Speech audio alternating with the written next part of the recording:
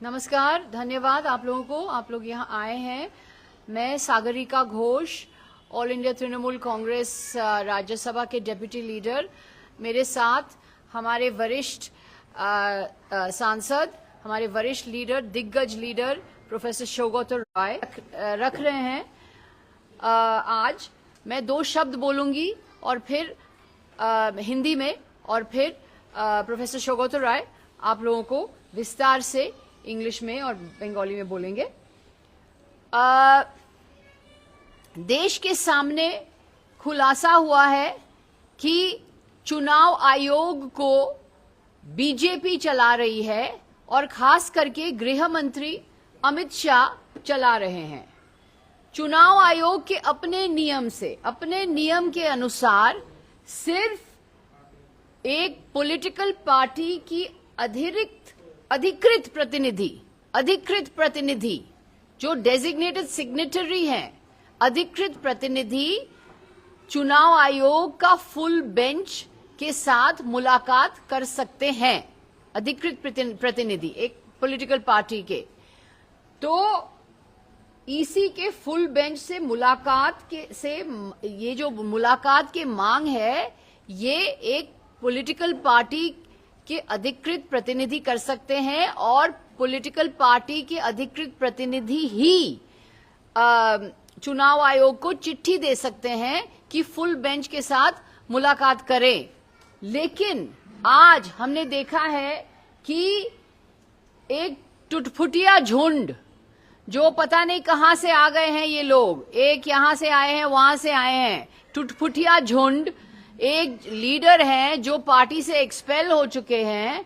ये टुटफुटिया झुंड जाकर के चुनाव आयोग का जो फुल बेंच है, इनके साथ मुलाकात की है। तो हम पूछना चाह रहे हैं कि ईसी के अपने नियम के अनुसार सिर्फ अधिकृत प्रतिनिधि मिल सकते हैं, मुलाकात कर सकते हैं चुनाव आयोग के फुल बेंच के साथ।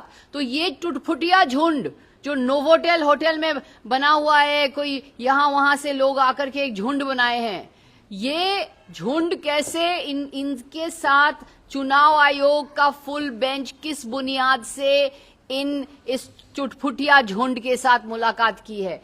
तो हम ये पूछना चाहते हैं, और जाहिर है, साफ है कि ये बीजेपी की साजिश है, अमित शाह की साजिश है, और ये चुनाव आयोग अमित शाह के इशारे पे ही काम कर रहा है।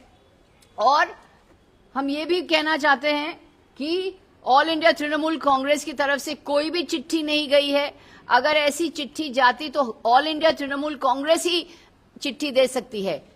ये जो एरे गहरे जो आ गए हैं, ये पता नहीं कहां से आए हैं, ये एक्सपेल हो चुके हैं, फिर भी जाकर के ये टुटफुटिया झुंड बोलो, आगे बोलबो नहीं, आगे इंग्रेजी। हाँ, আজকে আমরা দেখেছি একটা গোষ্ঠী যারা তৃণমূল থেকে বেরিয়ে যাওয়া গোষ্ঠী এবং যাদের নেতাকে তৃণমূল বহিষ্কার করেছিল, তারা নির্বাচন কমিশনের ফুল বেঞ্চের সাথে মিটিং করেছে। এর আগে নির্বাচন কমিশন জানিয়েছিল যে শুধুমাত্র অথরাইজ রিপ্রেজেন্টেটিভ, স্বীকৃত প্রতিনিধিরাই ফুল বেঞ্চের সাথে দেখা করতে পারে। আমরা তো মমতা ব্যানার্জি যে তৃণমূলের চেয়ারম্যান, তারা তো কোনো মিটিং চায়নি। তাহলে এই ভেঙে যাওয়া বিক্ষুব্ধ এমএলএরা কি করে সাক্ষাতের সময় পেল? আমরাই তো ঠিক করব যে কে আমাদের দলের প্রতিনিধি। এতে জ্ঞানেশ কুমারের কোনো ভূমিকা নেই। আমরা যে কোনো লোককেই ইসিআই অ্যাপয়েন্টমেন্ট দিতে পারে। যে কোনো ইন্ডিপেন্ডেন্ট এমএলএ গিয়ে 3 জন নির্বাচন কমিশনের আধিকারিকদের সাথে দেখা করতে পারে। আমরা জানতে চাই যে এর আগে কি এরকম লোকেরা দেখা করেছে?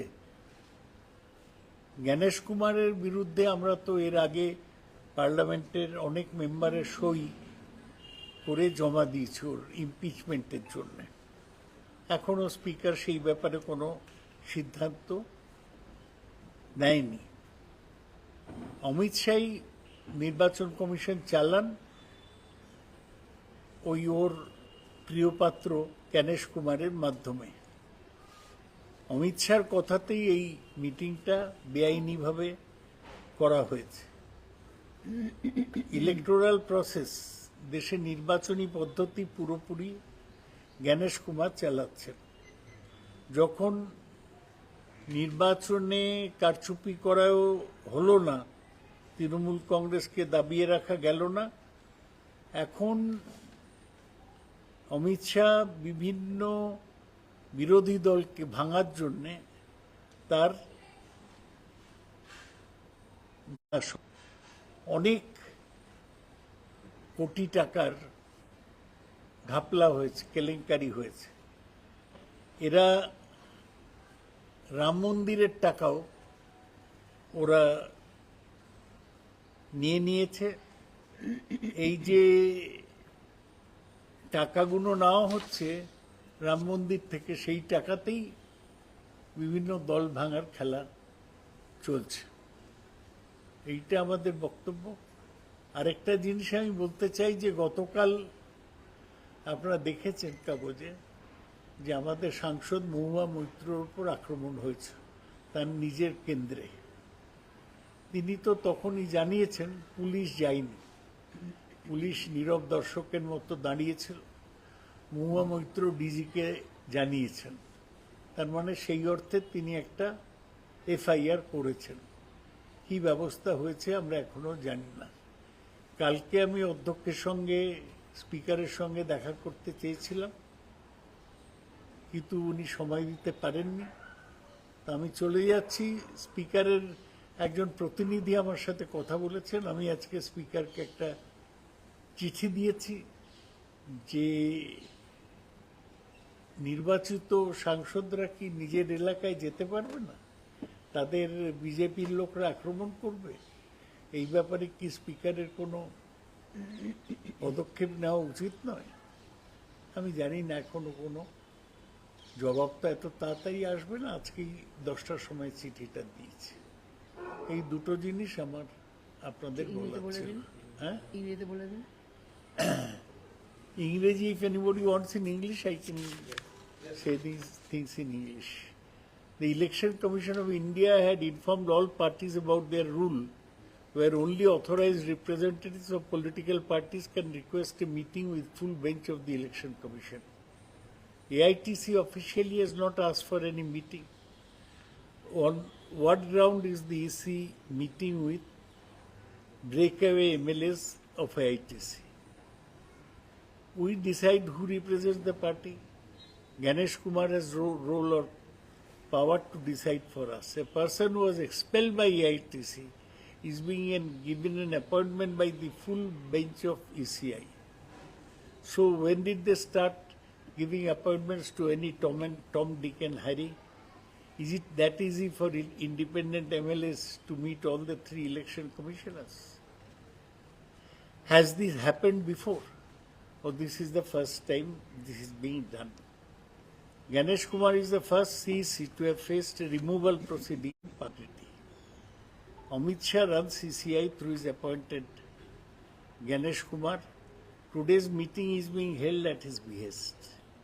Ganesh Kumar is the face, but Amit Shah controls the electoral process in India.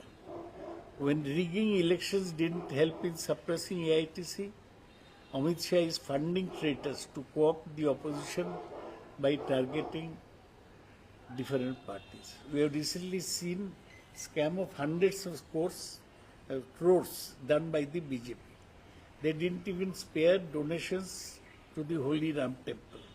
The money stolen from holy causes is being used for the unholy act of buying MPs and MLAs.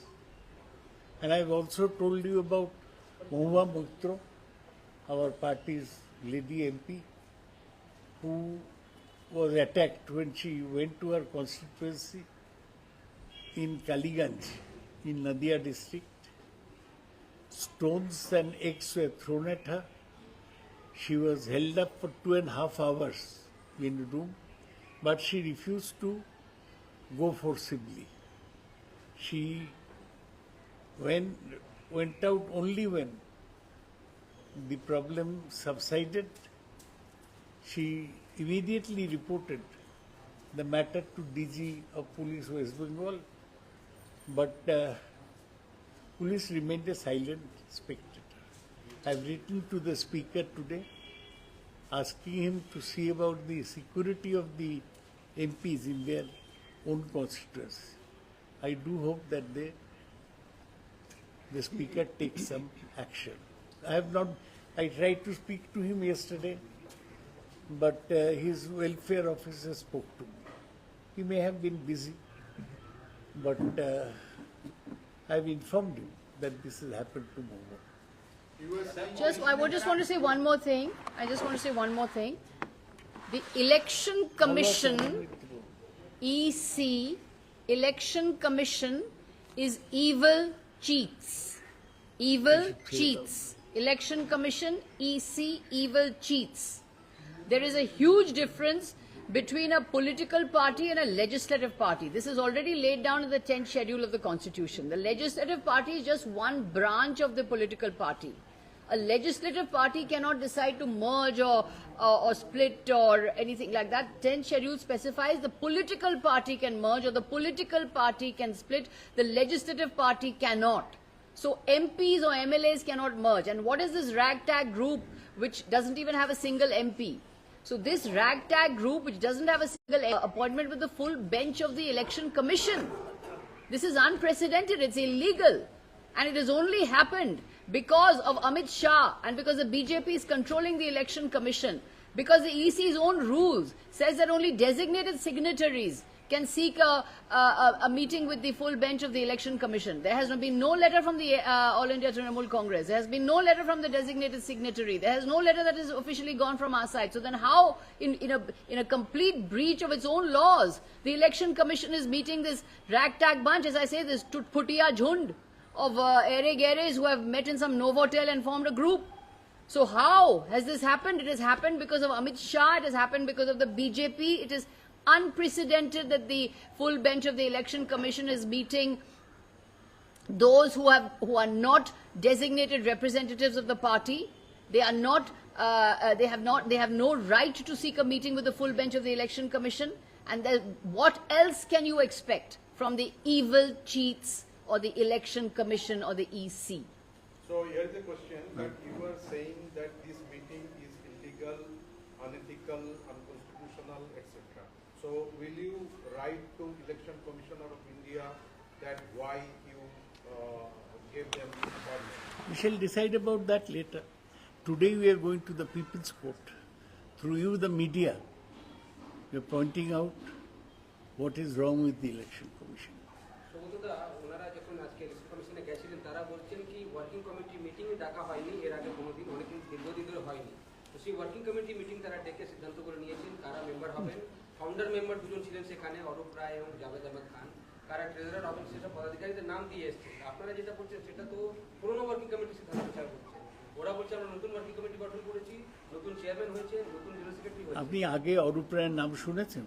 আপনি তো দীর্ঘদিন ধরে এখানে সাংবাদিকতা করছেন। অরূপ রায় বলে কারোর নাম শুনেছি? উনি তো মন্ত্রী ছিলেন, আপনি জানেন না ওনাকে?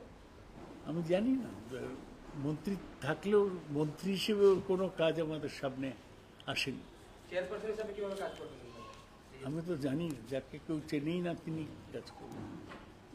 দাদা একটা অন্য কোশ্চেন আছে, আজকে কলকাতা হাইকোর্টে যে অ্যাকাউন্টগুলো ফ্রিজ হয়েছে না তিনটে আপনাদের, ওখানে আজকে হাইকোর্ট স্ট্যাটাস রিপোর্ট দিতে বলেছে কি কত টাকা সেখানে তিনটে অ্যাকাউন্টে আছে এবং এরকম প্রস্তাব আসছে কি অ্যাকাউন্টগুলোকে ডিফ্রিজ করে দেওয়া হবে।